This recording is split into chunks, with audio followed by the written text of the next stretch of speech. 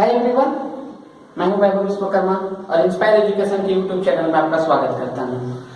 तो चलिए शुरू करते हैं आज का सेशन। आज का सेशन बहुत ही इंपॉर्टेंट होने वाला है क्योंकि आज हम पढ़ने वाले हैं extraction of metal.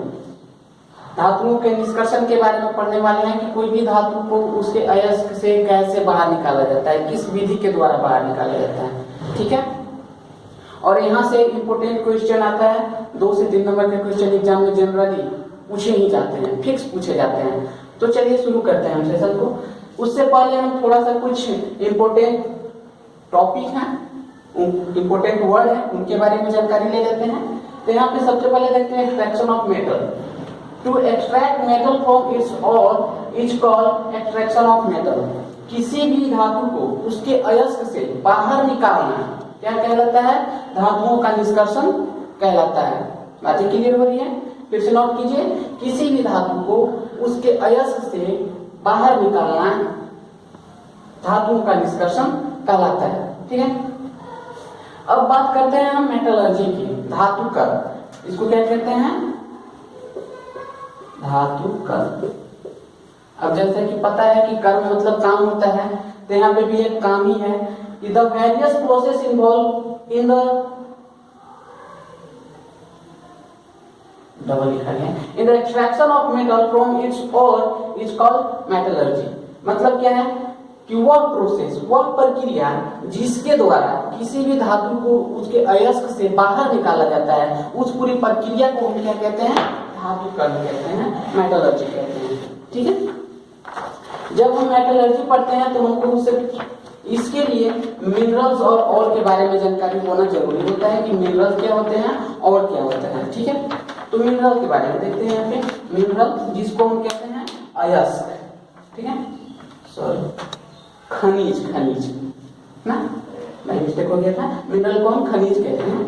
The natural material in which metal and their compounds are found in the earth called mineral. वैसे प्राकृतिक पदार्थ जिसमें धातु और धातु से संबंधित यौगिक पाए जाते हैं खनिज कहलाते हैं। ठीक है, आगे देखते हैं और के बारे में। चलिए इसको हम मिटा देते हैं, आप इसका स्क्रीनशॉट ले लीजिए। डेफिनेशन इंपोर्टेंट डेफिनेशन है। चलिए और का डेफिनेशन देखते हैं हम। Those minerals from which the metal can be extracted conveniently and profitably are called ore। मतलब क्या है कि वैसे खनिज जिनसे हम धातुओं को आसानी से हम निकाल सकते हैं उसको हम क्या कहते हैं? अयस्क कहते हैं। क्लियर हो रही है? यहाँ पे देखिएगा कुछ मेटल लिया है हमने और उसके और को लिखा है हमने, और उसका फॉर्मूला क्या होता है यहाँ पे लिखे हैं। देखिए जैसे कि सोडियम, सोडियम जब हम धातु की बात किया करते हैं तो सोडियम का जो ओर होता है उसको हम कहते हैं रॉक साल्ट। ठीक है, रॉक साल्ट अयस्क है जिससे हम सोडियम को एक्सट्रैक्ट करते हैं, निकालते हैं, जिसका फॉर्मूला होता है NaCl। ठीक है, बात करें एल्युमिनियम का तो इसका होता है बॉक्साइड और फॉर्मूला होता है एल्युमिनियम ऑक्साइड। और यहाँ पे ध्यान दीजिएगा 2 मॉलिक्यूल्स ऑफ वाटर भी होते हैं। ठीक है, मैंगनीज की बात किया जाए तो इसका होता है पाइरोलसाइड जो होता है मैंगनीज ऑक्साइड। ठीक है, और जिंक की बात किया जाए तो जिंक का होता है कैलामाइन जिसको हम जिंक कार्बोनेट बोलते हैं, और एक होता है जिंक ब्लेंड जो होता है जिंक सल्फाइड। ठीक है, तो यहाँ पे मेटल और उनके फॉर्मूला है जो कि इंपॉर्टेंट है, ऑप्शनल क्वेश्चन में जनरली पूछे जाते हैं। आप इसका स्क्रीनशॉट ले लीजिए और फिर हम आगे बात करते हैं, मेटलर्जी की बात करेंगे। ठीक है, स्क्रीनशॉट लीजिए।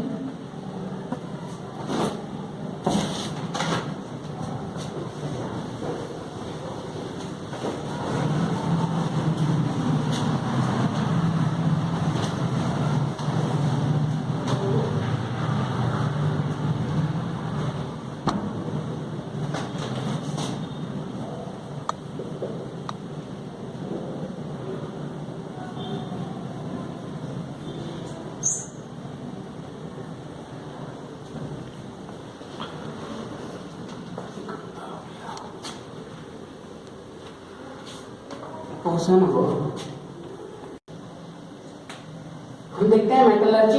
तो यहाँ पे हम देख रहे हैं मेटलर्जी को मतलब किसी भी धातु को निष्कासित करने के लिए, निकालने के लिए हम 3 प्रोसेस से गुजरते हैं, ठीक है। सबसे पहला प्रोसेस होता है कॉन्सेंट्रेशन ऑफ ओर, अयस्कों का सांद्रण, ठीक है। जो अयस्क होते हैं जिसमें धातु पाए जाते हैं, तो होता क्या है कि उसमें बहुत सारे अशुद्धियां पाए जाते हैं, जैसे बालू, पत्थर, सिलिका, ठीक है, और भी बहुत सारे अशुद्धियां पाया जाता है। तो इसके लिए क्या किया जाता है कि उस अयस्क को इस तरह से कॉन्सेंट्रेटेड किया जाता है कि उसमें से सभी अशुद्धि को निकाल दिया जाता है, और वहां पे जो पार्टिकुलर मेटल होता है उस मेटल का कॉन्सेंट्रेशन ज्यादा इस तरह का उसको बनाया जाता है, ठीक है। तो यहाँ पे इस प्रोसेस के लिए हम क्या करते हैं, जो मेटल होते हैं उस मेटल का भौतिक गुण और रासायनिक गुण के अनुसार से हम कोई भी विधि का चयन करते हैं, ठीक है। और उसके बाद हम इस प्रोसेस को कंप्लीट करते हैं। उसको सिंपल बात है कि यहाँ पे जो कचरा होता है ना, वहां पे कचरे को निकाल देना, ठीक है, ठीक।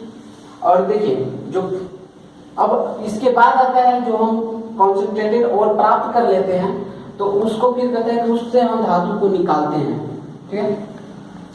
धातु को निकालने के लिए देखिए, जैसे कि हमने सक्रियता श्रेणी की बात किया था, तो सक्रियता श्रेणी के जो टॉप में होते हैं, जो हाईली रिएक्टिव मेटल होते हैं, उनको निकालने की अलग विधि होता है। उसके बाद जो मेटल होते हैं उनको अलग तरीके से निकाला जाता है, और जो लो रिएक्टिव होते हैं, जो सक्रियता श्रेणी में नीचे होते हैं, उनको निकालने के लिए अलग प्रोसेस का इस्तेमाल किया जाता है। तो हम इसको डीपली पढ़ेंगे और आगे हम देखने वाले हैं। उसके बाद आता है रिफाइनिंग।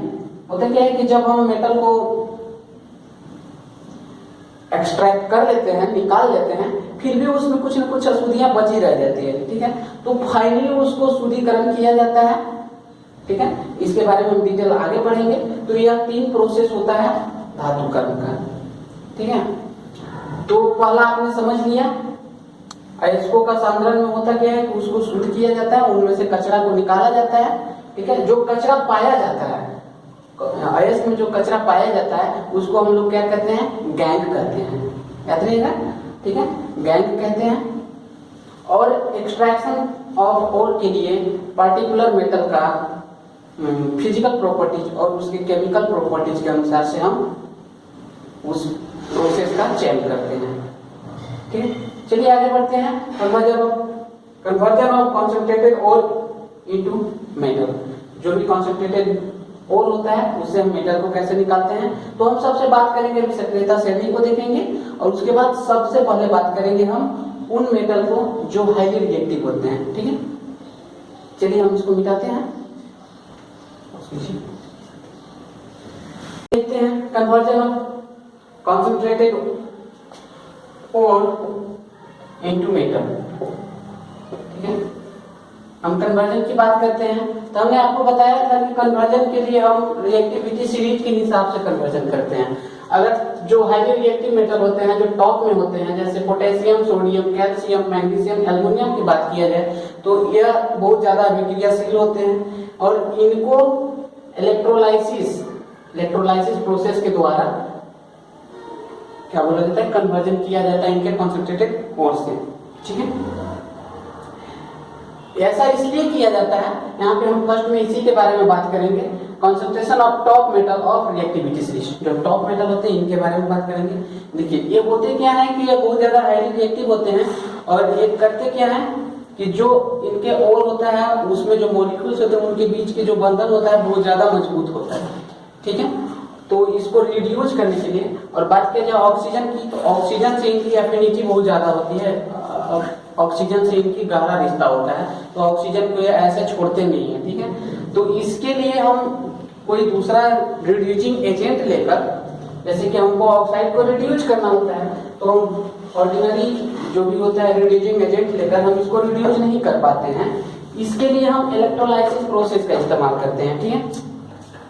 इलेक्ट्रोलाइसिस प्रोसेस होता है क्या है, एक टैंक होता है, इलेक्ट्रोलाइटिक टैंक होता है, जैसे देखिएगा हम बना रहे हैं, इस तरह का टैंक होता है, और यहाँ पे देखिए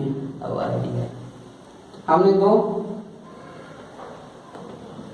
ये देखिए ये कैथोड बना दिया हमने। कैथोड मतलब होता है जिस पर माइनस चार्ज होता है, ठीक है।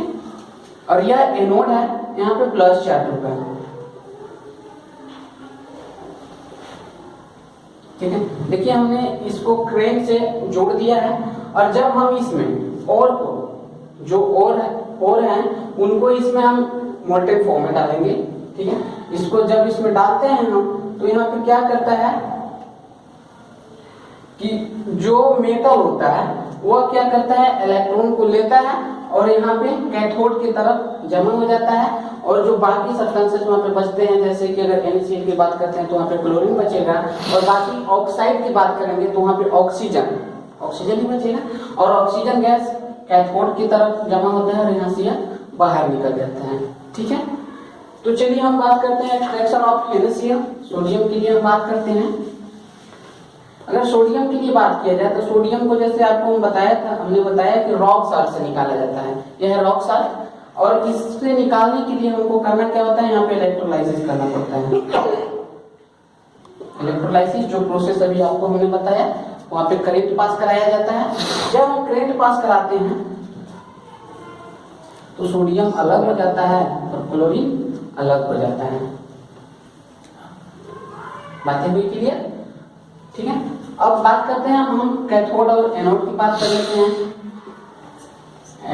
कैथोड, कैथोड पे क्या होता है, देखिए जैसे कैथोड पे हमने बताया कि वहां पे माइनस चार्ज वाला होता है, तो सोडियम क्या करेगा, कैथोड देना है ना, यह इलेक्ट्रॉन किसी को देगा, यह इलेक्ट्रॉन देगा, माइनस यहाँ पे हम लगा देते हैं, इलेक्ट्रॉन के लिए लिखा है सब खत्म वीडियो।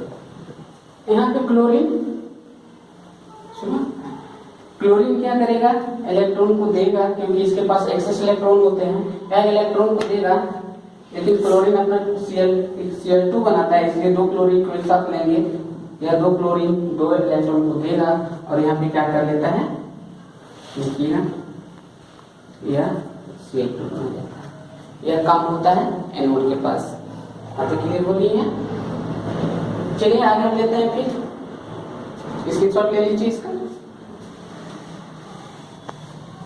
अब बात करते हैं एल्युमिनियम का एक्सट्रैक्शन के लिए बॉक्साइट से क्या किया जाता है। एल्युमिनियम का होता है Al2O3। अब इसका इलेक्ट्रोलाइसिस हम करा देंगे।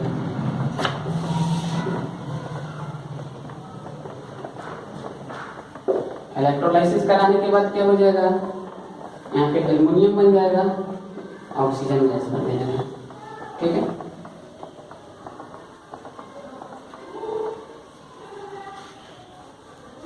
इस तरह का ये अलग अलग हो जाता है। चलिए कैथोड पे क्या हो जाता है ये बात कर लेते हैं। यहाँ पे कैथोड पे कौन सा रिएक्शन होगा, कैथोड पे क्या होगा, एल्युमिनियम के पास +3 होता है। ठीक है, यह क्या करेगा, इसको तीन इलेक्ट्रॉन चाहिए, यह 3 इलेक्ट्रॉन को लेगा और ये क्या बना लेगा, एल्युमिनियम। ठीक, एनोड की बात किया जाए तो यहाँ पे क्या होगा, ऑक्सीजन जो है इसके पास 2 इलेक्ट्रॉन होते हैं, और यह क्या करेगा, 2 ऑक्सीजन, यहाँ पे 4 इलेक्ट्रॉन को, एक ऑक्सीजन 2 इलेक्ट्रॉन को, और ये दोनों मिलकर 4 इलेक्ट्रॉन को यूज करेंगे और यहाँ पे बना लेगा यह ऑक्सीजन। ठीक है, और जो कि एनोड से रिलीज हो जाता है। तो यह था, यही प्रोसेस किया जाता है टोटल हाईली रिएक्टिव। पोटेशियम के लिए भी किया जाएगा, कैल्शियम के लिए भी किया जाएगा और मैग्नीशियम के लिए किया जाएगा, जब इनको इस ओर से इनको एक्सट्रैक्ट करना होता है। ठीक है, अब हम आगे बात करने वाले हैं मोडेक्ट्री, जो बीच में पाए जाते हैं, रिएक्टिविटी सीरीज के बीच में जो पाए जाते हैं, इनके लिए बात करते हैं हम। तो इसका हम आप नोट कर लीजिए, और किसी भी तरह का आपको अगर इशू होता है तो आप हमें कमेंट बॉक्स में अपना प्रॉब्लम को लिखिए, हम आपका हर प्रॉब्लम को सॉल्व करेंगे।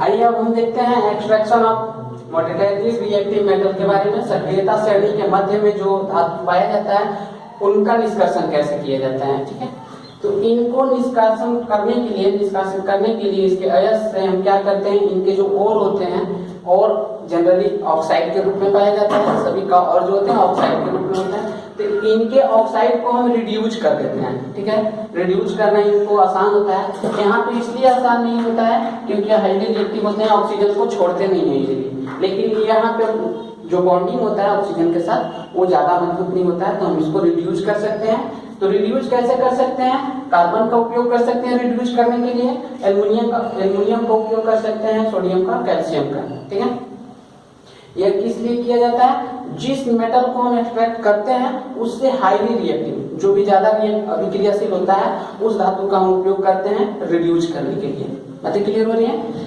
लेकिन बात आती है कि इन सब धातुओं का वैसे और जो ऑक्साइड के रूप में होते हैं उनको हम एक्सट्रैक्शन के लिए ही इस तरह से रिड्यूस कर सकते हैं। ठीक है, तो ऐसा तो नहीं है कि सिर्फ और जो है ऑक्साइड के रूप में ही होता है।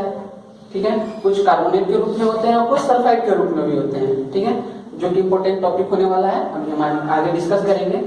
तो जो कार्बोनेट के रूप में होते हैं और ऑक्साइड के रूप सल्फाइड के रूप में होते हैं, उनको हमको पहले ऑक्साइड के रूप में कन्वर्ट कर देते हैं, उसके बाद फिर उसको हम रिड्यूस कर देते हैं। बातें क्लियर हो रही है? तो चलिए हम बात करते हैं कि कार्बोनेट गैस को कैसे रिड्यूस किया जाता है, कार्बोनेट गैस को कैसे कन्वर्ट किया जाता है ऑक्साइड के रूप में, और सल्फाइड गैस को कैसे किया जाता है। ठीक है, आप इसको नोट कीजिए। तो चलिए हम बात करते हैं अब कैल्सिनेशन, निस्तापन। ठीक है, यह एक प्रोसेस होता है जिस प्रोसेस के जरिए हम कोई भी कार्बोनेटेड जो ओर होता है, कार्बोनेट के फॉर्म में ओर होता है, उसको हम ऑक्साइड में कन्वर्ट करते हैं। इसके लिए किया क्या जाता है कि हम करते क्या है कि जो कार्बोनेटेड ओर होता है उसको हम हीट करते हैं। ठीक है, in the absence of air, हवा के ऑब्सेंस में हम उसको हीट करते हैं, तो क्या हो जाता है? ऑक्साइड में कन्वर्ट हो जाता है और कार्बन डाइऑक्साइड गैस बनता है। ठीक है, जैसे कि हम यहाँ पे देख पा रहे हैं कि जिंक कार्बोनेट, ठीक है, जिंक कार्बोनेट को अगर आप हीट करते हैं तो जिंक ऑक्साइड बनता है और यहाँ पे कार्बन डाइऑक्साइड गैस बन जाता है। जबकि यह जिंक ऑक्साइड के रूप में कन्वर्ट हो चुका है, तो हम इससे मेटल को एक्सट्रैक्ट करने के लिए, निकालने के लिए हम क्या कर सकते हैं? जिंक ऑक्साइड को आप फिर कार्बन के साथ रिड्यूस कर दीजिए। जब आप कार्बन के साथ रिड्यूस करेंगे तो यहाँ पे जिंक धातु बनकर तैयार हो जाएगा और कार्बन मोनोऑक्साइड बनकर, गैस बनकर बाहर निकल जाएगा, और यहाँ पे आपका जिंक बनकर तैयार है। ठीक है, इसको नोट कीजिए।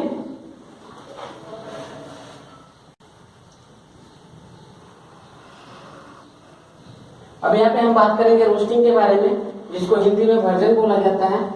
तो इस विधि का प्रयोग किया जाता है सल्फाइड ओर को ऑक्साइड में कन्वर्ट करने के लिए। ठीक है, तो यहाँ पे क्या किया जाता है कि जो सल्फाइड ओर होते हैं इसको एयर के प्रेजेंस में हीट किया जाता है।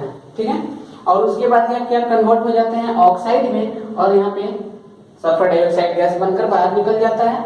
तो देखिएगा, यह इंपॉर्टेंट है एग्जाम के व्यू से, क्योंकि जनरली एग्जाम में पूछा जाता है कि what is the difference between calcination and roasting. निस्तापन और भर्जन में डिफरेंस को हमेशा पूछा जाता है। तो याद रखिएगा, निस्तापन में क्या किया जाता है? कार्बोनेट गैस को हीट किया जाता है in the absence of air, और भर्जन में क्या किया जाता है? सल्फाइड गैस को हीट किया जाता है in the presence of air. ठीक है, आप दोनों तरफ ये लिखकर उसके बाद एग्जांपल दे सकते हैं, आपको दो मार्क्स आसानी से मिल जाएगा। यहाँ पे हमने क्या किया है कि जिंक सल्फाइड, जिंक ब्लेंड है यार, जिंक का और होता है, जिंक ब्लेंड को एयर के एब्सेंस में, एयर मतलब ऑक्सीजन के एब्सेंस में हम हीट किए। इस प्रोसेस को रोस्टिंग बोला जाता है। तो रोस्टिंग करने के बाद यह जिंक ऑक्साइड में कन्वर्ट हो गया, सल्फर डाइऑक्साइड गैस बनकर बाहर निकल गया। जबकि यहाँ पे देखिए यह ऑक्साइड के रूप में कन्वर्ट हो चुका है, तो ऑक्साइड बनने के बाद हम इसको इजीली क्या कर सकते हैं?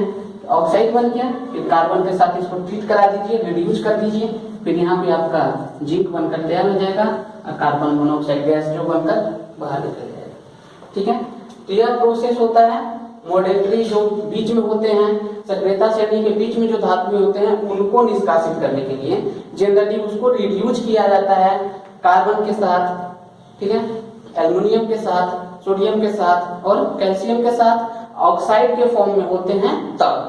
बातें क्लियर हो रही हैं? अगर ऑक्साइड के फॉर्म में नहीं है, कार्बोनेट या सल्फाइड के फॉर्म में है तो उनको हम ऑक्साइड के रूप में कन्वर्ट करते हैं। उसके लिए सबसे पहला मेथड का उपयोग करते हैं हम कैल्सिनेशन निस्तापन का, फिर दूसरा इस्तेमाल करते हैं हम रोस्टिंग का। बातें क्लियर हो रही है? चलिए अब आगे बात करते हैं हम। आगे एग्जांपल देखते हैं कुछ अलग, जैसे कि एल्युमिनियम का उपयोग करके कैसे रिड्यूस किया जाता है। यहाँ पे हम एक इंपॉर्टेंट रिएक्शन पढ़ने वाले हैं, थर्मिक रिएक्शन के बारे में पढ़ेंगे, जो कि बहुत इंपॉर्टेंट रिएक्शन होता है थर्मिक रिएक्शन। देखिए रिएक्शन जो होता है बिल्डिंग में यूज किया जाता है। जहां कभी भी बिल्डिंग होता है, ठीक है, जहाँ पे हैवी बिल्डिंग करना होता है, जैसे रेलवे ट्रैक का बिल्डिंग होता है, वहां भी इसका इस्तेमाल किया जाता है। इसके लिए क्या करते हैं, ठीक है, आयरन का ऑक्साइड जो होता है इसको हम क्या करते हैं एल्युमिनियम का चूर्ण रिड्यूस करना है। एल्युमिनियम क्या है, आयरन से रिएक्टिव होता है एल्युमिनियम, तो इसको हम रिड्यूस करने के लिए एल्युमिनियम से ट्रीट कर देते हैं, एल्युमिनियम चूर्ण के साथ ट्रीट करते हैं, यहाँ पे थोड़ा सा हीट भी देते हैं, ठीक है। इसके बाद क्या हो जाता है, इसके बाद आयरन अलग हो जाएगा, ठीक है, और एल्युमिनियम का ऑक्साइड बन जाएगा, ठीक है, और यहाँ पे हीट रिलीज होगा, ठीक है। यहाँ पे बहुत ज्यादा हीट रिलीज होता है। देखिए हम कि जहाँ कभी भी वेल्डिंग होता है तो वेल्डिंग के लिए एक स्पेशल गैजेट का इस्तेमाल किया जाता है, क्योंकि वहाँ पे हीट ज्यादा निकलता है और लाइट भी ज्यादा निकलता है, ठीक है। तो इस रिएक्शन को थर्मिक रिएक्शन बोला जाता है, जहाँ पे हम वेल्डिंग के लिए इसका उपयोग करते हैं, ठीक है। तो यहाँ तक हमने देखा, दो पार्ट को पढ़ लिया कि कैसे किसी भी ओर को कंसंट्रेटेड किया जाता है और कैसे उनको फिर एक्सट्रैक्टेड किया जाता है। अब हम आगे पढ़ेंगे इसको, इसके रिफाइनिंग के बारे में। तो रिफाइनिंग के लिए हम चलिए देखते हैं रिफाइनिंग। इसके लिए हम अपघटनी सेल का उपयोग करते हैं। इलेक्ट्रोलाइट का एक सेल होता है, हम सेल चलिए बनाते हैं आपको और देखते हैं। एक्सट्रैक्ट करने के बाद जो मेटल बनता है उसमें होता क्या है कि वो टोटली प्योर नहीं होता, उसमें कुछ इम्प्योरिटीज रह जाते हैं। तो इसके लिए एक सेल का इस्तेमाल किया जाता है, जैसे हमने बताया ना हाईली रिएक्टिव के लिए इलेक्ट्रोलाइटिक सेल का उपयोग किया जाता है। सेम चीज वही है, ठीक है। यहाँ पे हम कैथोड बना लिए, या एनोड होता है, ठीक है। कैथोड पे माइनस चार्ज, उधर प्लस। अब इसमें आपको क्या करना है, जिस तो मेटल को आपको प्योर करना है उसके साल्ट को हम डाल देंगे, ठीक है। साल्ट को एक साथ मिक्स करके डाल देंगे, और जो आपका प्योर मेटल होता है वो क्या होता है, कैथोड के पास जमा हो जाता है, इस साइड में आ जाएगा, यहाँ पे जमा हो जाएगा। और जो इम्प्यूरिटीज बचते हैं, इम्प्यूरिटी जो बनते हैं वो एनोड की तरफ लाकर जमा हो जाते हैं, ठीक है। अगर हम कॉपर की ही बात कर रहे हैं, यहाँ पे एग्जांपल पे कॉपर की बात करते हैं, तो जो कॉपर होगा यह यहाँ पे, ठीक है, यह सब इधर जमा हो जाएगा, आयंस के रूप में है, इलेक्ट्रॉन यहाँ से गेन करेगा और कॉपर बनकर इधर जमा हो जाएगा, ठीक है। और जो बाकी इम्प्यूरिटी जो बचते हैं या एनोड के साइड लाकर जमा हो जाएगा, और यह कचरा टाइप में होता है, इसलिए इसको हम एनोड पंख कहते हैं, ठीक है। तो यहाँ पे आपका धातु और अधातु खत्म होता है। इसके लिए इसमें थोड़ा सा आगे है कि संचरण क्या होता है, कोरोजन पढ़ना है, तो इसको तो हम पहले भी पढ़ा चुके हैं। किसी भी धातु में जंग लगना, तो आप इसको देख लीजिएगा। यहाँ पे आपका चैप्टर खत्म होता है। इससे रिलेटेड अगर कोई भी दिक्कत होता है आपको, तो हमें आप कमेंट बॉक्स में आप हमको कमेंट कर सकते हैं, आपकी हर प्रॉब्लम को दूर किया जाएगा। तब तक के लिए आप खुश रहिए, मस्त रहिए एंड सुरक्षित रहिए।